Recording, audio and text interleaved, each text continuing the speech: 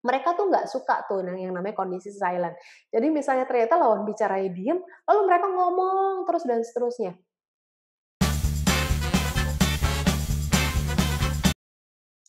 Ya, selamat pagi rekan-rekan semua. Terima kasih untuk mengundang saya di sini dalam program webinar hari ini, yaitu Persuasive Communication Technique yang tentunya sangat berguna buat kita semua ketika kita berhubungan dengan orang lain, baik di dalam organisasi maupun ketika kita berhubungan dengan orang di luar sana.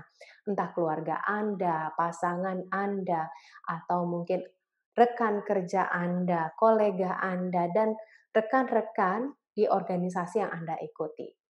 Dan hari ini ada beberapa hal yang akan rekan-rekan pelajari selama 1 jam ke depan bersama dengan saya, yaitu yang pertama adalah kita di sini akan mempelajari bagaimana mengenali faktor-faktor untuk membangun dan menciptakan komunikasi persuasif dengan target audiens Anda. Lalu kemudian yang kedua adalah mengekspresikan pemahaman kita terhadap kebutuhan dan keinginan audiens. Dan yang ketiga adalah bagaimana mengimplementasikan langkah-langkah percakapan persuasif. Nah, 3 hal ini yang akan menjadi fokus kita ya hari ini, dan silakan teman-teman, rekan-rekan semua, buat Anda yang ingin mungkin menyampaikan pertanyaan, komentar, dan masukan, silakan masukkan ke dalam chat yang nanti akan saya bacakan dan mari kita diskusikan lebih lanjut. Oke, ya terima kasih. Nah, sekarang setelah tadi ya kita lakukan ice breaking sebentar dan tentunya supaya kita bisa membangun satu situasi belajar yang menyenangkan, ya. Nah, sekarang pertanyaan yang ingin diajukan kepada rekan-rekan semua, yang saya ingin ajukan kepada rekan-rekan semua adalah, apakah komunikasi bagi Anda? Oke, good. So, there are so many information, so many answers di sini bahwa kalau komunikasi adalah bercakap-cakap, oke. Berkomunikasi adalah menyampaikan pesan dan seterusnya. Oke, good. So, mari kita masuk ke dalam tujuan dari komunikasi. Jadi kalau kita berbicara komunikasi, ya, komunikasi, ada hal yang harus kita cermati di awal. Yang pertama adalah apa sih sebenarnya tujuan komunikasi yang ingin dicapai kepada rekan-rekan semua. Apakah tujuannya adalah untuk menyampaikan informasi, apakah tujuannya untuk memberikan konfirmasi, atau kemudian yang ketiga tujuannya adalah untuk afirmasi, atau yang terakhir tujuannya adalah persuasi. Nah, masing-masing tujuan ini, ya, tujuan dari komunikasi ini sebenarnya ketika kita ingin mencapai tujuan komunikasi tersebut punya satu strategi yang berbeda antara satu tujuan komunikasi dengan tujuan komunikasi yang lain. Oke, itu yang mesti dipahami sama kita semua dengan rekan-rekan semua juga. Oke. Nah, hari ini kita akan bahas mengenai komunikasi persuasif, yaitu di mana tujuan komunikasi yang ingin kita bangun adalah untuk mempengaruhi orang lain, melakukan persuasi terhadap lawan bicara atau audiens Anda. Oke. Nah, kalau kita berbicara mengenai mengapa sih kita mau mempengaruhi orang lain, ada banyak faktor ya dalam hal komunikasi. Entah apakah tujuannya dalam persuasi ini adalah Anda ingin membuat audiens Anda atau lawan bicara Anda membeli produk yang Anda miliki, itu yang pertama. Kemudian yang kedua, tujuan dari persuasi mempengaruhi orang lain adalah untuk melakukan atau mendapatkan apa yang kita inginkan. Lalu yang ketiga adalah tujuan dari persuasi mempengaruhi orang lain ini adalah supaya pandangan saya, ide-ide saya disetujui oleh lawan bicara saya, oleh audiensnya saya.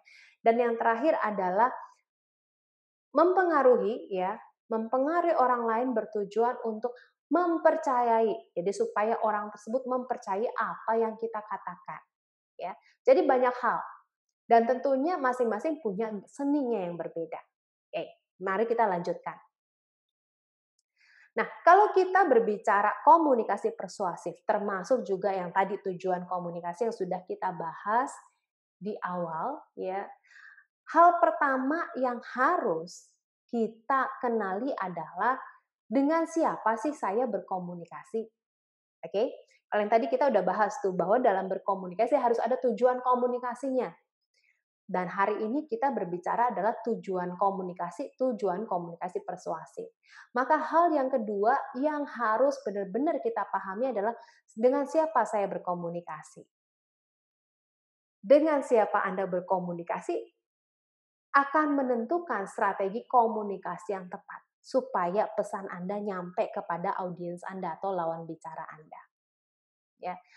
Menyampaikan komunikasi dengan orang A bisa jadi Anda sukses, tapi mungkin belum tentu dengan orang B. Karena itu, maka sangat penting Anda mengenali profil audiens Anda, profil lawan bicara Anda, memahami needs dari lawan bicara Anda, audiens Anda. Ya, that's the key. Nah, siapa target Anda dalam komunikasi persuasif?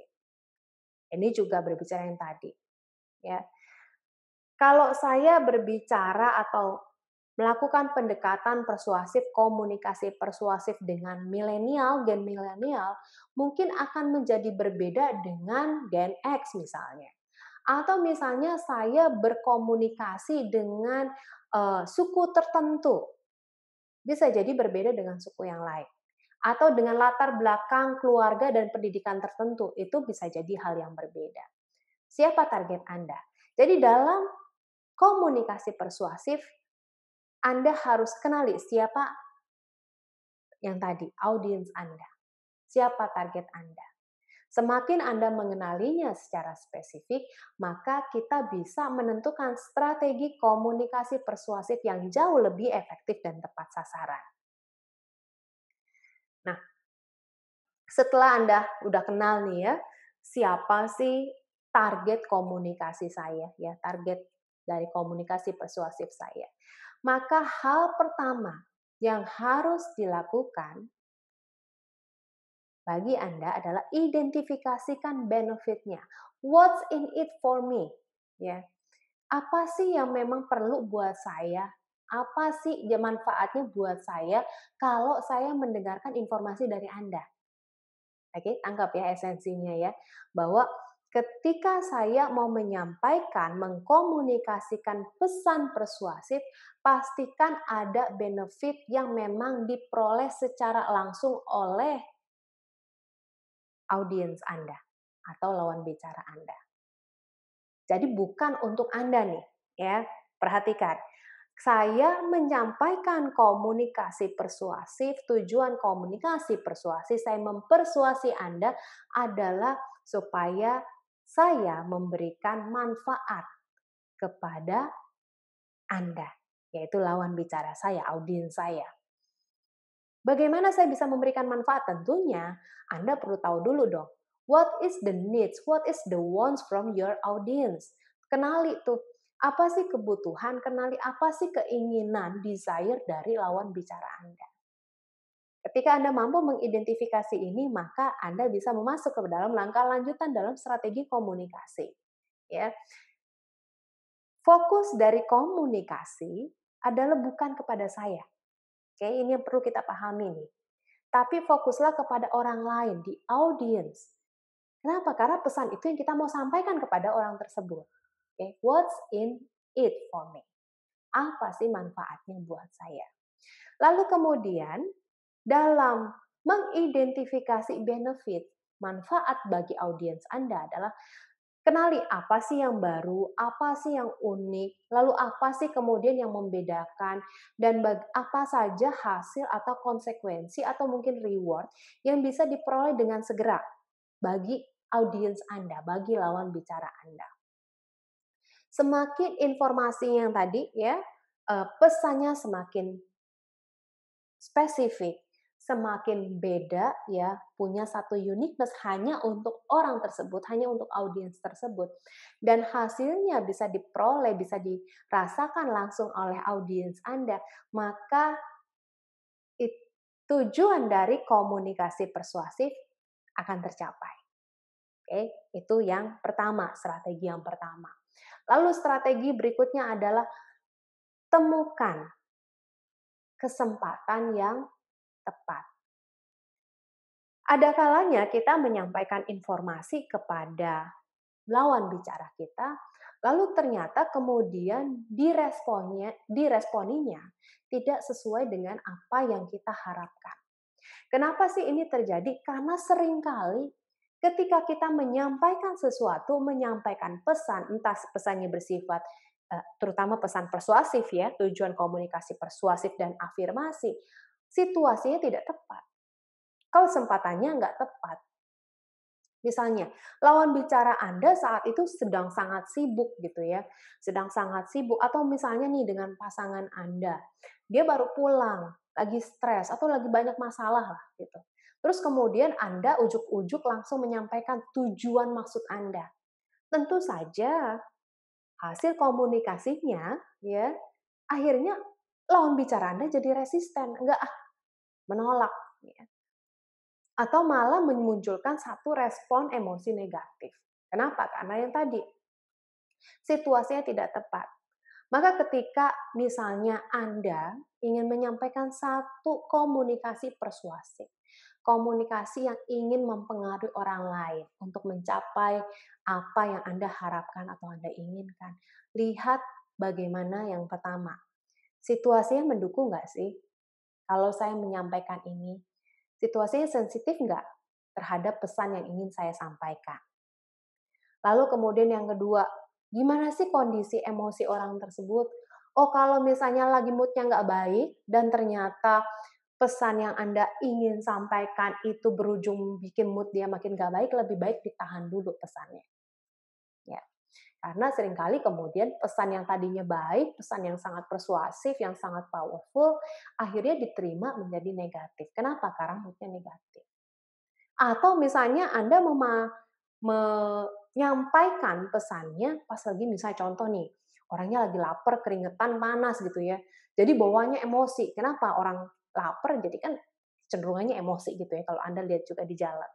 Nah, kalau situasi seperti itu ya udah biarkan orang tersebut istirahat dulu, makan dulu gitu ya. Kemudian Anda temenin. Anda bangun suasananya. Bangun situasi yang menyenangkan dulu, yang membuat orang tersebut kemudian merasa rileks. Ya. Atau misalnya nih, rekan-rekan yang tenaga penjual seorang sales bertemu dengan calon prospek Anda. Terus ternyata wajahnya lagi ditekuk nih. Karena misalnya, oh ternyata dia habis dimarahin bosnya, atau misalnya dia habis mengikuti alur meeting yang terus-menerus sehingga dia lelah ya, maka ada lebih baiknya adalah kita memberikan kesempatan buat orang tersebut untuk santai. Maka berbicaralah yang santai dulu, sehingga muncul satu kesempatan yang benar-benar pas orang itu mau mendengarkan Anda. Ini rahasianya ketika situasinya sangat santai, situasinya sangat rileks, seseorang akan jauh lebih mudah menerima pesan Anda dibandingkan ketika orang tersebut tidak rileks. Kenapa? Karena energi dan frekuensi yang dibangunnya positif. Oke. Maka di sini sebelum menyampaikan pesan temukan dulu kesempatan yang tepat. Jadi di sini nanti rekan-rekan silakan yang mau mengajukan pertanyaan silakan dituliskan dalam chat. Nanti saya akan bacakan. Lalu kemudian yang ketiga. Nah, dalam komunikasi ini sangat penting, yaitu sesuaikan tone suara Anda. Misalnya begini. Orang tertentu, ya, profil orang tertentu tidak menyukai pitch yang terlalu tinggi. Okay. Karena apa? Karena latar belakang budaya. Contoh misalnya saya mohon maaf sebelumnya kalau misalnya menyebutkan suku misalnya gitu ya. Misalnya dengan orang Jawa misalnya. Solo misalnya gitu ya. Yang lembut, yang sopan gitu ya. Terus kemudian Anda ngomongin wah dengan suara yang keras, terus dengan gaya orang Sumatera atau orang Sulawesi, wah nggak kena gitu ya. Artinya di sini Ketika kita menghadapi lawan bicara kita, audiens kita, maka sesuaikan frekuensi kita dengan lawan bicara. Tone di sini juga berbicara ketika Anda ingin menyampaikan penekanan tertentu terhadap informasi yang ingin Anda sampaikan. Ya.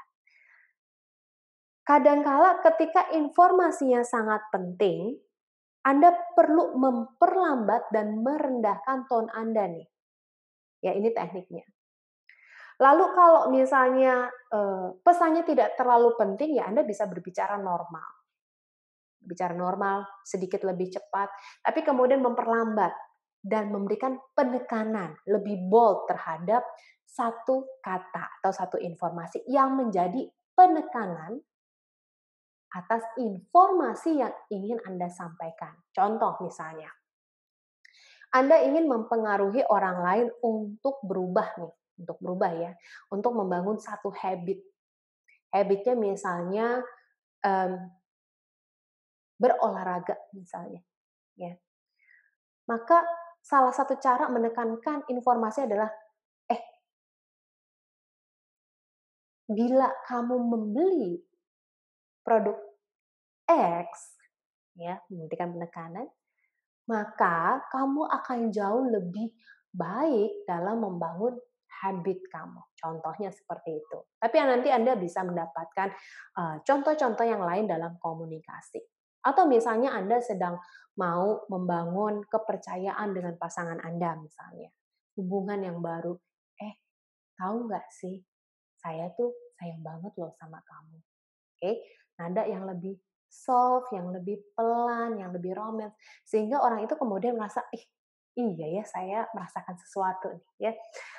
Tone memberikan pengaruh terhadap feeling, terhadap perasaan.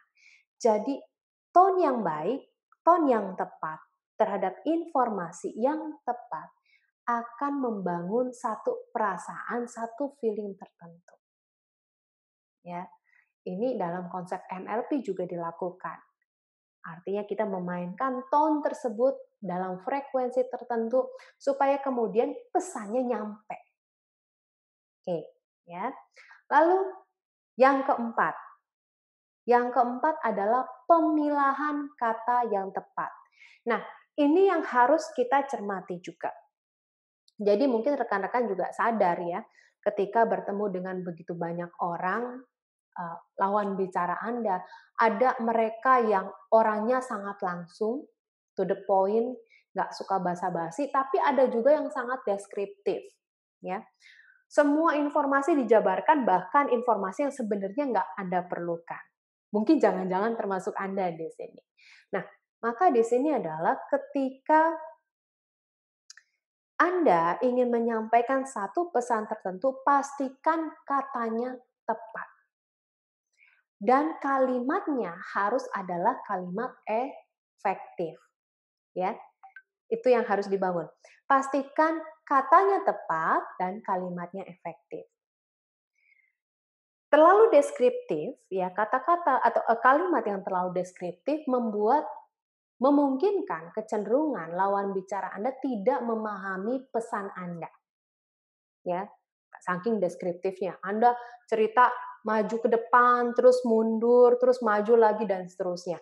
Akhirnya orang itu bingung, sebenarnya apa sih pesan yang ingin disampaikan ke saya? Ya, pernah nggak ngerasakan kayak gitu? Saya tuh sering banget gitu ya, menghadapi banyak orang nggak langsung kepada tujuannya, tujuan komunikasinya.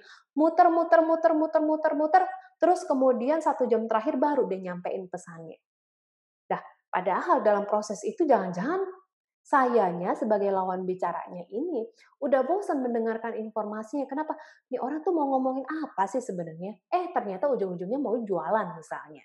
Nah, artinya kalaupun misalnya saya mau membangun situasi, pastikan situasi juga tepat, efektif. Makanya tadi di awal pertama kali, kenali siapa lawan bicara Anda. Oke. Nah, yang terlalu langsung juga nggak baik. Kenapa? Kita perlu tahu dulu nih, orang ini sebenarnya arahnya mau kemana sih?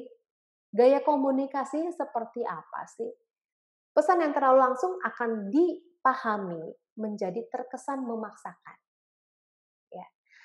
kata yang tepat, apalagi ketika Anda mengenal profil lawan bicara Anda atau audiens Anda, akan membuat orang kemudian merasa langsung, tek, oh iya ini saya nih, ini yang saya perlu ini. Oke. Ini yang saya lakukan ya ketika saya bertemu dengan orang lain, berkomunikasi dengan orang lain, saya punya satu kecenderungan adalah mendengarkan orang lain dulu. Supaya apa? Saya bisa memotret what is their needs. Apa sih sebenarnya kebutuhannya?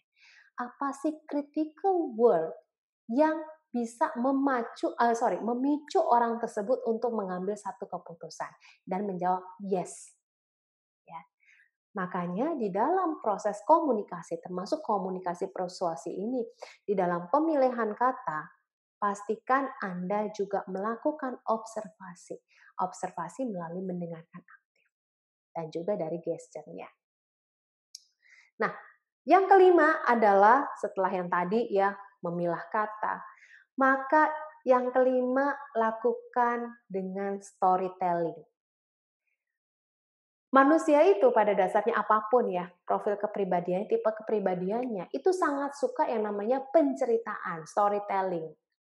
Orang itu suka dengan pengalaman, mendengarkan pengalaman, siapa sih yang punya pengalaman yang sama dengan saya? Siapa sih yang pernah mengalami perasaan yang sama dengan saya? Jadi ketika nanti teman-teman memberikan storytelling, memperkuat dengan alasan, terus contoh-contoh di masa lalu ya, apalagi misalnya dengan ketika Anda menjual satu produk lah, jasa lah, atau misalnya Anda mau menginspirasi orang lain, lakukan dengan storytelling. Storytelling akan membangun satu frekuensi emosi. Emosi membawa orang kemudian visualisasi, oh iya saya mengalaminya nih, oh iya karena saya mengalaminya saya butuh juga nih, saya ingin dapat yang sama, saya ingin nih seperti dia. That's the power of storytelling.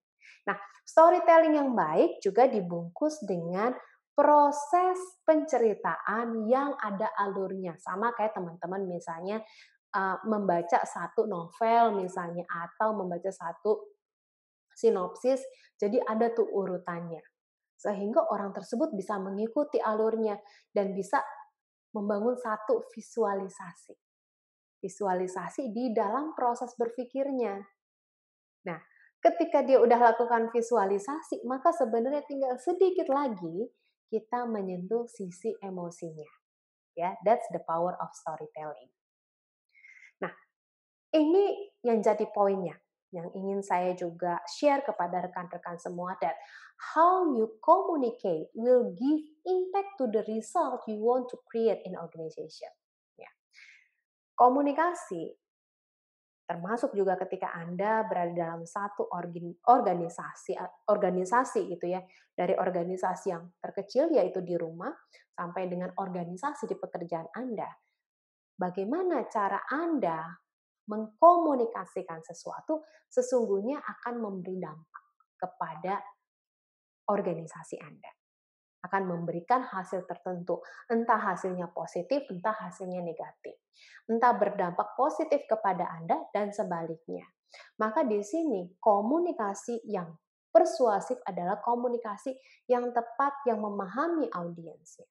Yang tahu bagaimana menyampaikannya, memilah kata yang benar. Yang tahu bagaimana menekankan tone terhadap informasi tertentu yang kritikal yang ingin Anda sampaikan sesuai dengan tujuan komunikasi Anda. Nah, tadi udah yang kelima nih. Terus yang terakhir, yang keenam adalah aplikasikan bahasa nonverbal untuk menunjukkan kepercayaan diri Anda dan ketulusan. Jadi sangat penting kita memerhatikan gesturnya kita juga. Ingat, dominansi ya lebih dari 60% seseorang mengambil keputusan bukan terhadap apa yang Anda sampaikan sebenarnya, tapi bagaimana bahasa nonverbal Anda diterima oleh lawan bicara Anda. Nonverbal ya, gesture Anda yang tulus, Anda mendengarkan dengan baik, kemudian Anda menatap lawan bicara Anda dengan tulus juga, ya, dan Anda menunjukkan satu kepercayaan diri terhadap informasi, terhadap pesan yang ingin disampaikan, maka di situ akan meningkatkan satu level pengaruh kepada lawan bicara Anda.